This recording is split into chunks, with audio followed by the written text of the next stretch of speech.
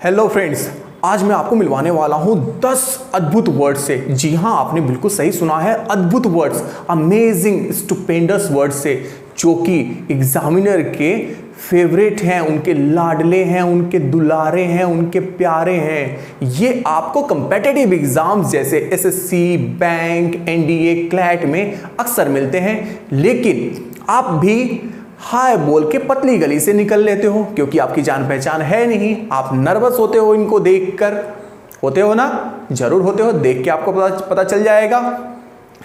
इस वीडियो को देखने के बाद आई गारंटी यू कि आप इनके साथ कॉफी पर जा सकते हो, आप इनके साथ डिनर पर भी जा सकते हो। आपको कभी डर नहीं लगेगा, आपको शर्म नहीं आएगी।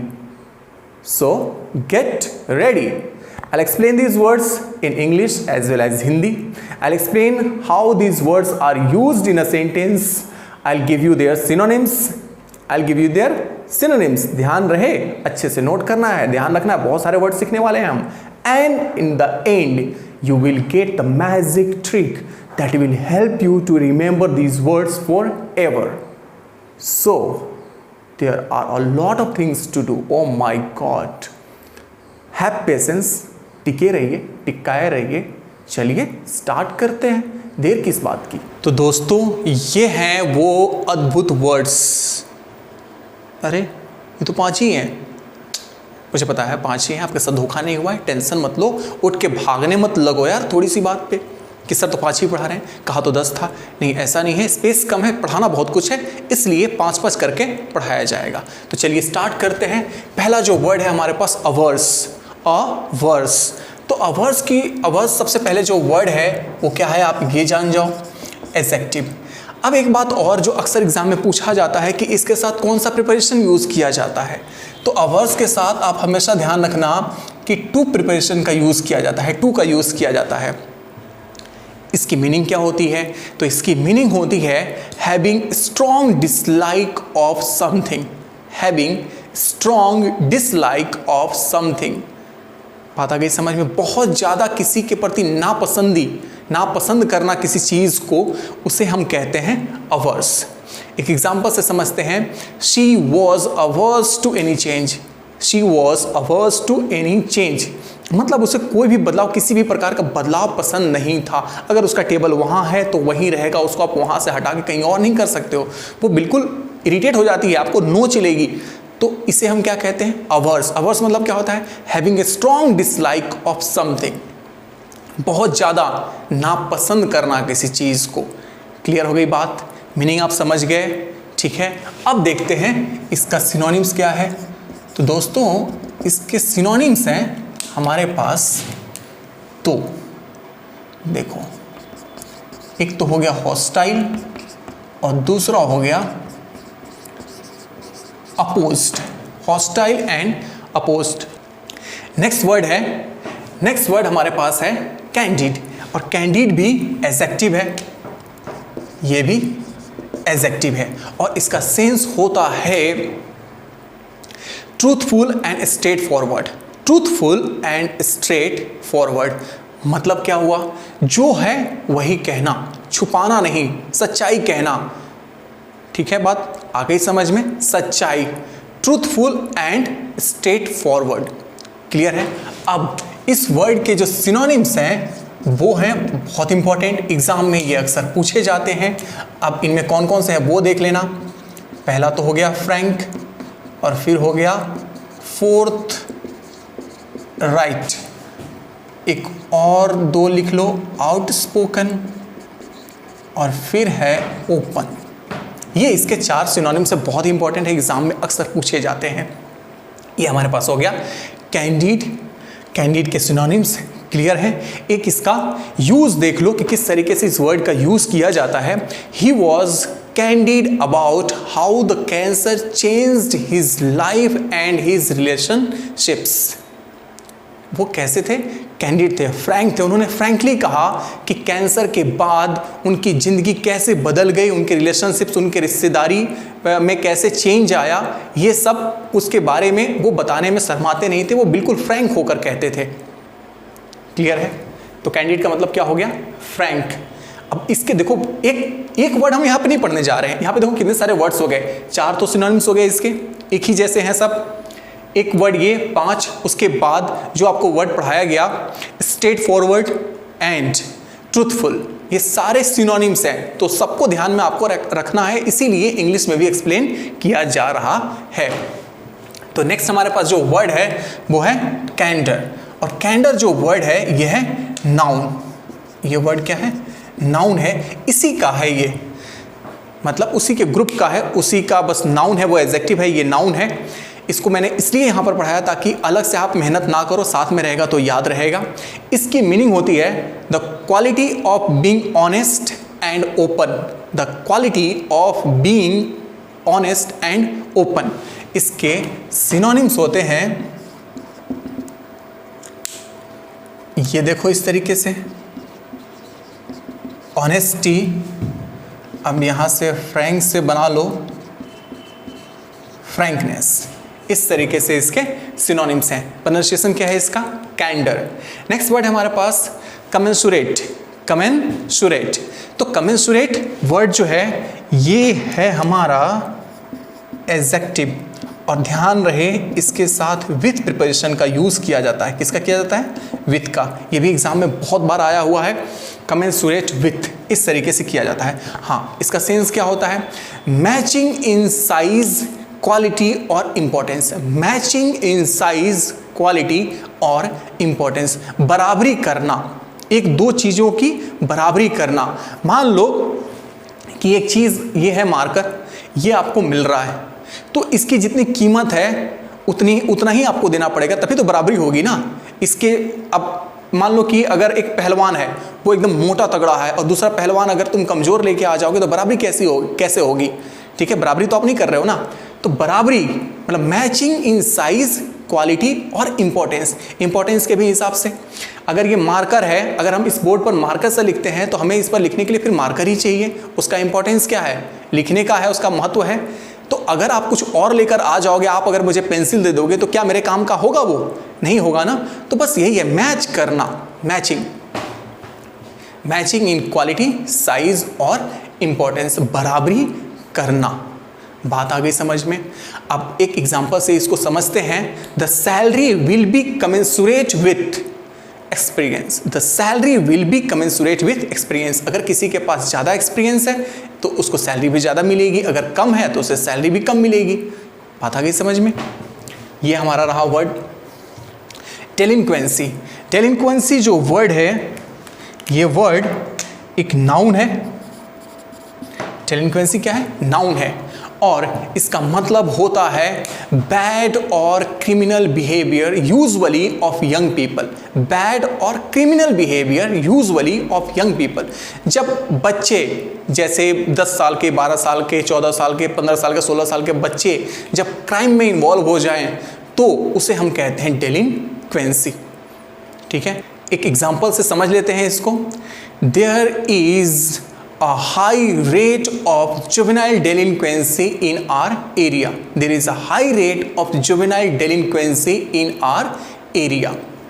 Delinquency. अब इनके जो सिनोनिम्स हैं वो मैं लिख देता हूँ। तो commensurate, इसके सिनोनिम्स होते हैं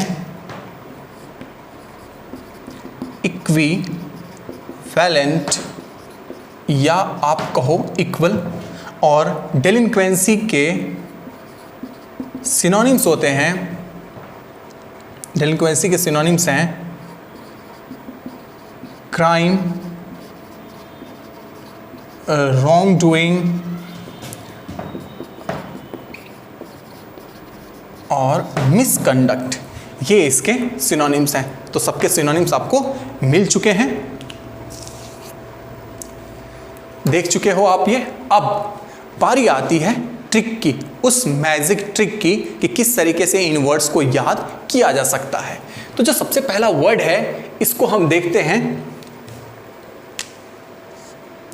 2 यहां से हमने तोड़ा और वर्ड बनाया। वर्ड कुछ इस तरीके से बनाया, ऐसे बनाओ, अलग पेन से बनाते हैं।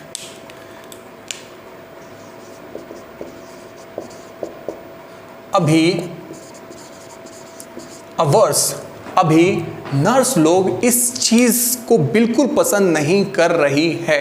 अभी नर्स लोग, इस हॉस्पिटल की नर्स लोग बिल्कुल पसंद नहीं कर रही है, उनको ये जो नया रूल है उनको पसंद नहीं आ रहा है।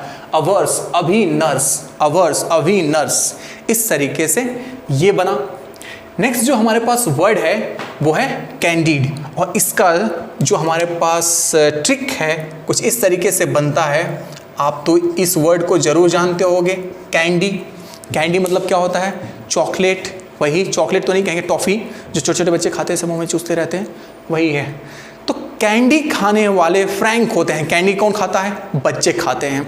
तो वो कैसे होते हैं? फ्रैंक होते हैं। उनको बिल्कुल शर्म नहीं आती है, जो है वो कह देंगे। एक अंकल जाए एक बच्चे के घर में, बच्चा एकदम शर्म से टॉफ़ी वॉफ़ी चूसते चूसते जाता है, कहता अंकल अंकल आपकी पैंट की ना जिप खुली हुई है। कोई शर्म नहीं है उसे, जाके सीधा सीधा कह देता है। कैंडी खाने वाले कैसे लोग होते हैं? कैंडिड होते हैं, फ्रैंक होते हैं। भूलोगे नहीं कभी, नहीं तो आपकी वो बच्चा क्या करेगा, आपके बारे में भी बताएगा कि अंकल आपकी जिप खुली हुई है। कैंडर उसी का वर्ड है, वहीं से याद रह जाएगा, कोई दिक्कत नहीं होगी। अब देखना यहाँ पर कॉमन सूरत। तो कॉमन सूरत, यहां से हमने क्या बना दिया? कॉमन सूरत, यहां से हमने बना लिया कॉमन सूरत। क्या है ये? मैचिंग इन साइज, क्वालिटी और इंपॉर्टेंस। दोनों का सूरत क्या है? कॉमन है, मैचिंग है, याद रहेगा कॉमन सूरत, मैचिंग। डेलिंक्वेंसी, डेलिंक्वेंसी बैड और criminal behaviour, specially usually of young people.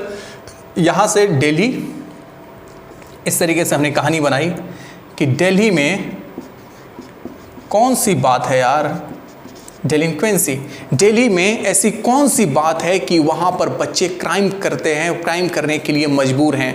तो बात तो है, बड़ा शहर है, छोटे छोटे बच्चे की गर्लफ्रेंड होती है, तो भाई उसको घुमाना है, उसका खर्चा उठाना है, उसका मोबाइल रिचार्ज करवाना है, तो कहाँ से आएगा? गार्जियन तो इतना पैसा देगा नहीं।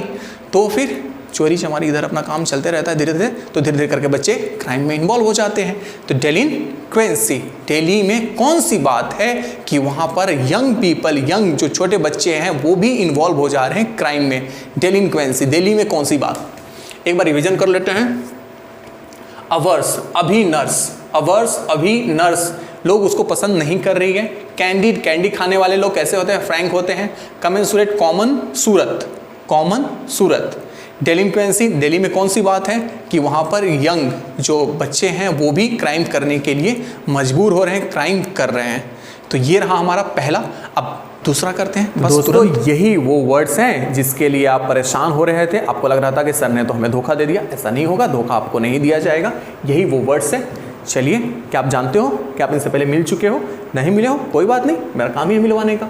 देखो, पार्सिमोनियस, पहला जो वर्ड है वो क्या है? पार्सिमोनियस। और पार्सिमोनियस जो वर्ड है वो क्या है? एडजेक्टिव है। इस बात को ध्यान में रखना। पार्सिमोनियस का मतलब क्या होता है ये मैं बता देता हूँ। Extremely unwilling to spend money, extremely unwilling to spend money. सबके ग्रुप में कोई ना कोई ऐसा होता जरूर है जिसके पर्स से पैसे नहीं निकलते हैं। उसका जान निकाल लो, कुछ भी कर दो, लेकिन वो पैसा नहीं निकालना चाहता है। तो ऐसे लोगों को हम कहते हैं पार्सिमोनियस। और एक वर्ड में अगर हम कहें तो क्या कहेंगे? कंजूस। क्लियर है? कोई तो दिक्कत तो नहीं होगी ना? बिल्कुल नहीं होगी। ऐसे लोगों को दिमाग में रख लेना, अपने आप ये वर्ड याद रहेगा। सिनोनिम्स, इसके जो सिनोनिम्स हैं, मीन, माइजरली, माइजरली एंड एक और लिख लो, stingy. Mean, miserly, stingy synonyms हो गए इसके तीन। इसका एक एग्जांपल देख लो। He is too parsimonious to eat in a restaurant. He is too parsimonious to eat in a restaurant. वो इतना ज़्यादा कंजूस है कि रेस्टोरेंट में खा नहीं सकता है, उसकी हिम्मत नहीं होगी रेस्टोरेंट में जाकर खाने की। जो खाना वो घर पे 100 रुपये में खा सकता है, वो 300 रुपये क्यों दे वहाँ पर? ऐसा सोचता है कि मैं क्यों दूँ वहाँ पर। ऐसे लोगों को हम क्या कहते हैं? पार्सिमोनियस। स्टोरी, इसका जो लिंक है वो जरूर बताया जाएगा, इंतजार करना, भागना नहीं। सिनोनिम्स, मीन, माइजरली, स्टिंजी, बहुत इंपॉर्टेंट, ध्यान में रखना। नेक्स्ट वर्ड जो हमारे पास है प्रोपेंसिटी। प्रोपेंसिटी का मतलब होता है, पहले तो जान जाओ, ये नाउन है। प्रोपेंसिटी का मतलब होता है natural tendency to behave in a particular way, natural tendency to behave in a particular way. इसको हम अगर हिंदी में कहें तो इस तरीके से कह सकते हैं कि प्रवृत्ति, आदत। हिंदी में क्या कहेंगे? प्रवृत्ति, आदत। अब देखो होता क्या है कि प्रवृत्ति क्या है, ये आदत क्या है। आपने अगर सांप को मारा तो सांप आपके ऊपर झपट्टा मारेगा, ये उसकी आदत है, ठीक है। लेकिन आपने अगर किसी कुत्ते को मारा, पत्थर मारा, तो वो कुत्ता जनरली क्या करता है? वो भागता है। तो ये उसकी प्रवृत्ति हम कह सकते हैं। अब एक बार मैं एक प्रैंक देख रहा था, तो उसमें मैं ऐसा देखता हूँ कि एक लड़का है, वो क्या करता है कि जो पासस बाई हैं, जो राहगीर हैं, उनके पास वो जाता है और ज़ोर से चिल्लाता है। तो अब कैसे लोगों ने रिएक्ट किया, कोई कहता था कि लड़ने आ जाता था, क्या है बे, क्यों कर रहा है, ऐसे क्यों कर रहा है, क्या तरीका है ये क्या तरीका है ये। कुछ लोग ऐसे करने लगे और कुछ लोग ऐसे करने लगे, क्या यार, क्या आदमी हो तुम, ऐसे क्यों कर रहे हो। ये एक तरीका था कुछ लोगों का। और कुछ लोग तो सीधा सीधा जड़ दिए। ये क्या है? Natural tendency to behave in a particular way. उसकी वो आदत में है कि भैया अगर ऐसे कोई करेगा तो मैं दूंगा, वो इस तरीके से है। तो सबकी अपनी अपनी आदत होती है। प्रोपेंसिटी का मतलब क्या हो गया? प्रवृत्ति, आदत। इसके जो सिनोनिम्स हैं वो देख लो, बहुत ही अच्छे हैं, एग्ज़ाम में अक्सर आते रहते हैं। इंक्लिनेशन पहला, और दूसरा हो गया pre disposition.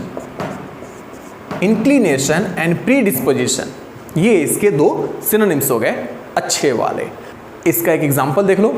I have inherited from my father a propensity to talk less.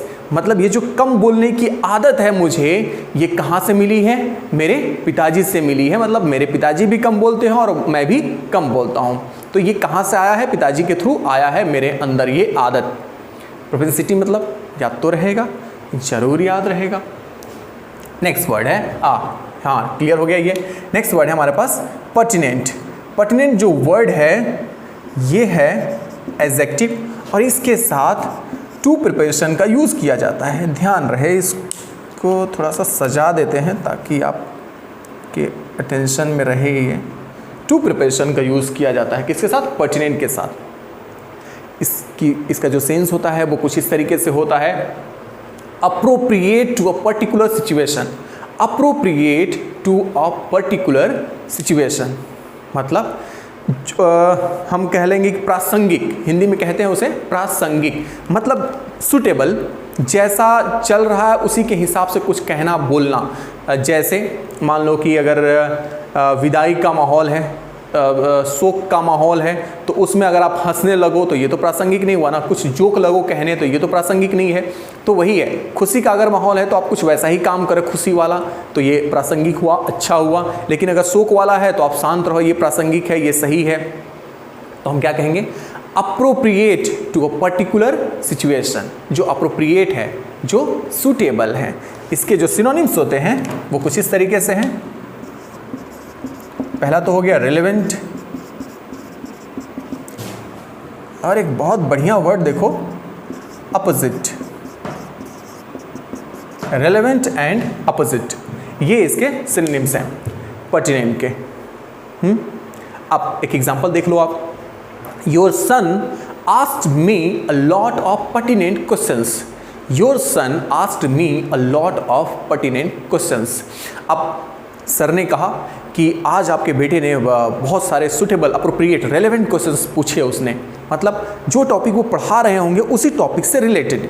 और बहुत सारे बच्चे ऐसे होते हैं कि अगर मैं पढ़ा रहा हूँ वर्ड तो वो ग्रामर का लगेंगे पूछने, अगर मैं ग्रामर पढ़ा रहा हूँ तो वो लगेंगे वर्ड का पूछने। अगर जब तक मैंने जिक्र नहीं किया अगर आप बीच में पूछ रहे हो तो ये तो रेलेवेंट नहीं है ना, ये तो अप्रोप्रिएट नहीं है। जो पढ़ाया जा रहा है उसको आप समझो, उसी से रिलेटेड क्वेश्चन पूछो आप, तब तो सही होगा ये।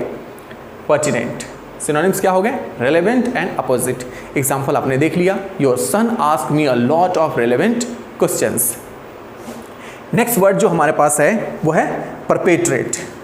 परपेट्रेट एक वर्ब है। क्या है ये? वर्ब है। और परपेट्रेट का मतलब होता है टू कमिट क्राइम।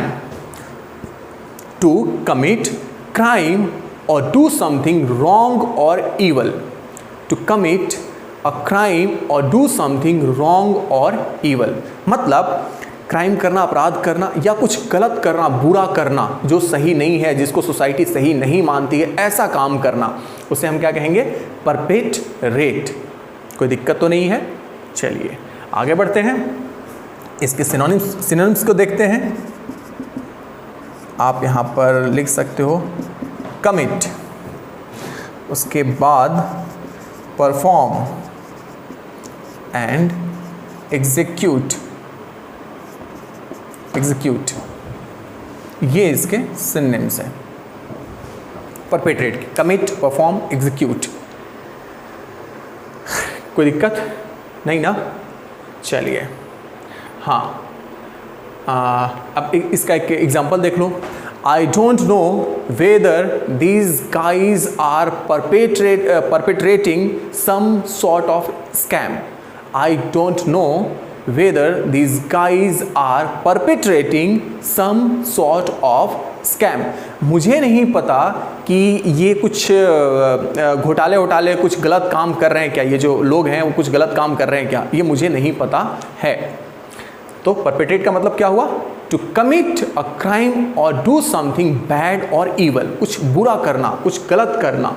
सिनोनिम्स हो गए इसके कमिट, परफॉर्म एंड एग्जीक्यूट, इस तरीके से हैं। नेक्स्ट वर्ड है हमारे पास रिवर्बरेट। रिवर्बरेट का मतलब होता है, पहले तो ये जान जाओ कि ये क्या है, तो ये वर्ब है और इसका मतलब होता है ऑफ अ साउंड, ध्यान से सुनना, of a sound to be repeated several times. Of a sound to be repeated several times मतलब एक आवाज़ जो बार बार रिपीट हो रही है। होता क्या है कि जब आप कभी पहाड़ों में जाओगे या डैम की तरफ जाओगे और वहाँ पे अपनी आवाज़, आपने कुछ बोला, अपना नाम बोला है, कुछ भी बोला, तो वो वापस आता है, आपकी जो आवाज़ है वो वापस आती है। तो इसी चीज़ को हम क्या कहते हैं? रिवर्बरेट। ये जो प्रोसेस है उसको हम क्या कहेंगे? रिवर्बरेट। और एक और वर्ड क्या है इसके लिए? इको। इको होता है ना कि आवाज़ का वापस आना, रिवर्बरेट। अब इसके जो सिनोनिम्स हैं वो कुछ इस तरीके से हैं, resound and resonate. Resound and resonate ये इस वर्ड के सिनोनिम्स हैं। कोई दिक्कत तो नहीं है? एक एग्जांपल देख लो आप। The sound of gun shot reverberated in the room. The sound of gun shot reverberated in the room मतलब जो गन शॉट की आवाज़ थी वो क्या हुई? गूंजते रही रूम में। ये हमारे हुए सारे वर्ड्स, इनके सिनोनिम्स। अब बारी आती है इनकी ट्रिक की, कि इनका ट्रिक क्या है जिससे इनको याद रखा जा सके हमेशा के लिए। तो पहला जो ये है हमारा ट्रिक, ये है, आप लोगों ने एक धर्म का नाम सुना होगा, पारसी। और एक बात और, रतन टाटा जो है वो है पारसी। पारसी लोगों के पास, हमने कहानी बना लिया, पारसी लोगों के पास बहुत पैसे होते हैं, बहुत मनी होता है, क्योंकि वो कंजूस होते हैं। पैसा किसके पास टिकेगा? एक हाथ से आ रहा, एक हाथ से उड़ा रहे हो, पैसा टिकेगा? नहीं टिकेगा ना। पैसा को टिकाने के लिए क्या करना पड़ता है? कंजूसी करना पड़ता है। पारसी लोगों के पास बहुत मनी होता है क्योंकि वो क्या होते हैं? कंजूस होते हैं, पैसा खर्च नहीं करते हैं, फालतू का पैसा खर्च नहीं करते हैं। पार्सिमोनियस, पारसी लोगों के पास मनी होता है। Next word propensity.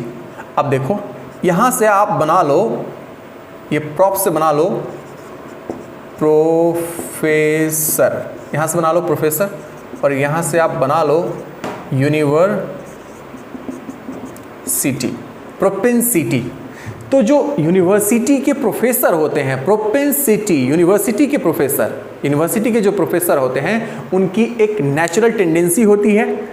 कैसी होती है नेचुरल टेंडेंसी? कि सबको डिसिप्लिन में रहना चाहिए, सबको कुछ अनुशासन का पालन करना चाहिए, आप बड़े हो गए हो, आपको शैतानी नहीं करना चाहिए, इस तरीके से। ये उनकी नेचुरल टेंडेंसी में है, उनकी आदत में है, उनकी प्रवृत्ति में है। क्या करना? डिसिप्लिन को मेंटेन करवाना, डिसिप्लिन को मेंटेन करवाना, लोगों को अनुशासन में रखना, ये उनकी प्रवृत्ति में शामिल हो गया है। तो प्रोफेसर, कहाँ के प्रोफेसर? यूनिवर्सिटी के प्रोफेसर क्या करते हैं? डिसिप्लिन का पालन करवाते हैं, ये उनकी प्रवृत्ति में शामिल है। बात आ गई समझ में? Next pertinent. पर्टिनेंट का मतलब क्या हुआ? Relevant, suitable. अब देखो ऐसे कहो, इसे हिंदी में लिखो पर, और यहाँ से बना लो TIN को कर दो 3, पर 3 लोगों के लिए, पर 3 लोगों के लिए ये जो टेंट है, पर्टिनेंट, पर 3 लोगों के लिए ये जो टेंट है वो बिल्कुल सुटेबल है, रेलेवेंट है, काफ़ी है। 3 लोगों के लिए ये जो टेंट है वो कैसा है, रेलेवेंट है, काफ़ी है, सुटेबल है। बात आ गई समझ में? पर्टिनेंट, पर 3 लोगों के लिए ये टेंट तो सुटेबल है यार, क्या दिक्कत है तुम्हें, रख लो चुपचाप रहो, इससे ज़्यादा नहीं मिल सकता है। 3 लोगों के लिए ये टेंट काफ़ी है, पर्टिनेंट। नेक्स्ट वर्ड हमारे पास है परपेट्रेट। परपेट्रेट, पर पेट राते, मतलब ऐसे कहो, रात को समझा देते हैं कैसे है। अब क्या होता है, एक लड़का है, वो कुछ मतलब करता है, गलत काम करता है, उसको उसकी गर्लफ्रेंड रोकती है, उसको उसकी गर्लफ्रेंड क्या करती है, रोकती है और कहती है ये गलत है, ऐसा करना गलत है, मैं तुम्हारे साथ नहीं रह सकती हूँ। ऐसे एक बार होता है, 2 बार होता है, बार बार वो मना कर रही है लेकिन ये छोड़ नहीं रहा। तो वो पूछती है कि ऐसा तुम क्यों कर रहे हो, ये गलत काम क्यों कर रहे हो? तो कहता है ये सब मैं अपने पेट के लिए कर रहा हूँ।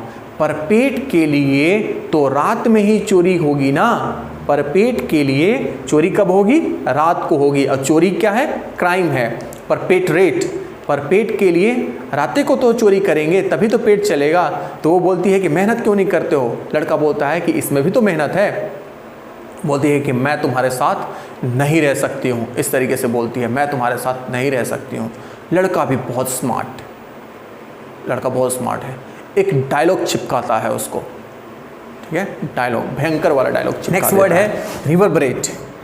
रिवर्बरेट, अब देखना, रिवर के पास आप अगर जाकर रट्टा मारोगे, रिवर के पास, रिवर्बरेट, रिवर के पास आप अगर जाके रट्टा मारोगे, RAT से बना दिया रट्टा, रिवर्बरेट, रिवर के पास आप अगर जाकर रट्टा मारोगे तो आपकी आवाज़ क्या होगी, इको करेगी, वो वापस आएगी, आपकी आवाज़ गूंजेगी।